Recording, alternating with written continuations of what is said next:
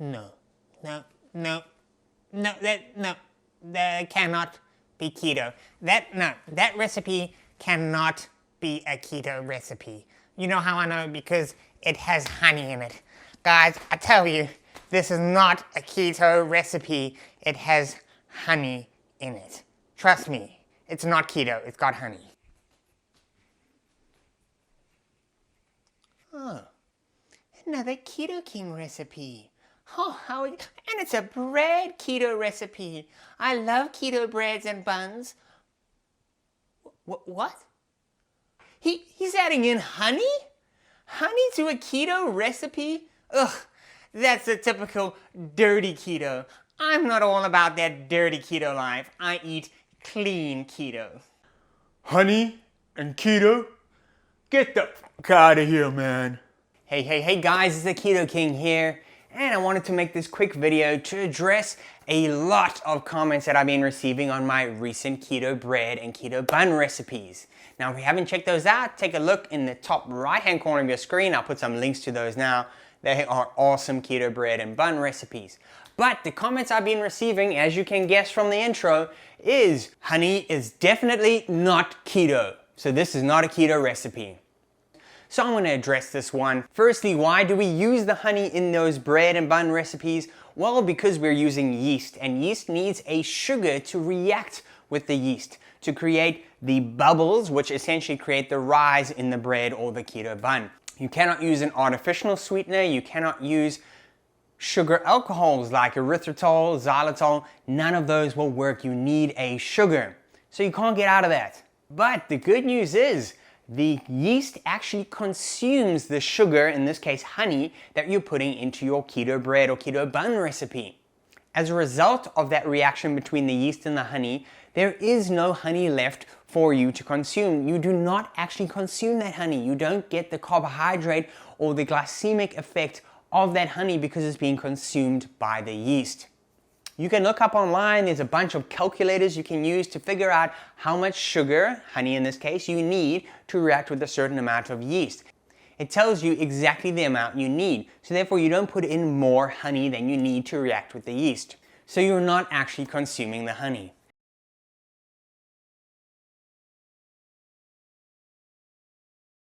Now, let me play devil's advocate here. If you do not believe me on what I just said to you now about the yeast consuming the honey, then let's go on the assumption that it doesn't, and this honey is actually being consumed by you in this bread. That's not a problem for two reasons. One, the honey we're using is only 1 teaspoon's worth. 1 teaspoon, guys. That is so little honey. And of course that honey is then spread between the entire loaf. So if you're spreading that 1 teaspoon between the 18 slices of bread that the keto bread recipe makes, or the 9 buns that the keto bun recipe makes, the amount of honey that you would be consuming, provided we're going on the assumption that you are actually consuming the honey, when in fact you're not because the yeast eats it, it is such a tiny, minuscule amount of honey that you're consuming per slice of bread or per keto bun. That in itself is going to be a tiny amount of carbohydrates that you're consuming. Number 2, I've even included in the macros for those recipes the honey as if you did consume it. So those macros that I put in that end up being a slice of bread 2.2 grams of net carbs per slice and the bun being 4.4 grams per bun, provided you make 9 buns, that includes the honey. I have included that in there. So the keto breads and bun recipes actually have a lower net carbohydrate content than the ones I put in the description box of those videos. Guys, in my view, you cannot look at keto as eliminating all carbs and sugars.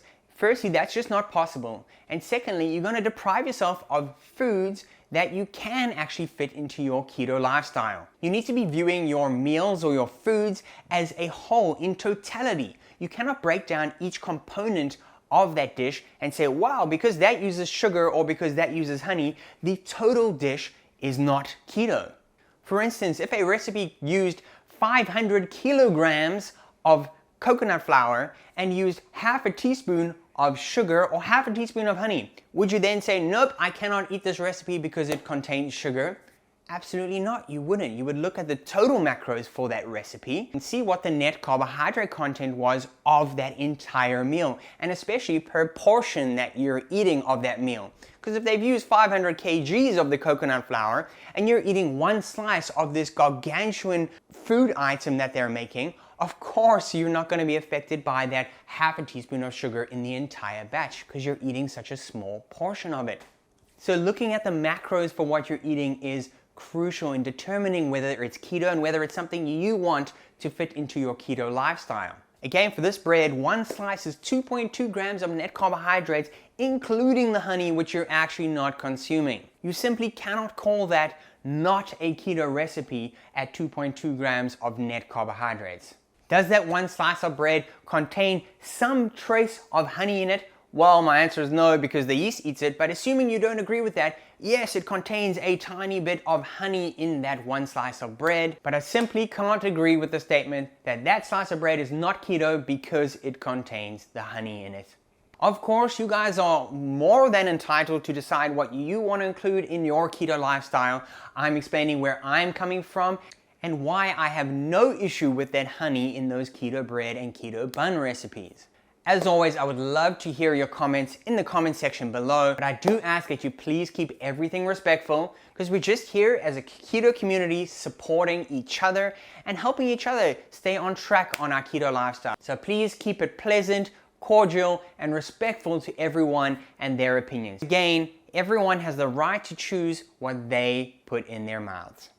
I hope you found this video helpful. Really just wanted to get that out there. Make you all not scared of those phenomenal keto bread recipes and keto bun recipes, which I put a link in the top corner of the screen, and to help you keep rocking it in your keto lifestyle. Thanks for watching, guys. Smash that like button if you enjoyed this video or found it helpful. Subscribe to the Keto King so you don't miss new awesome videos on my channel. And of course, keep it keto.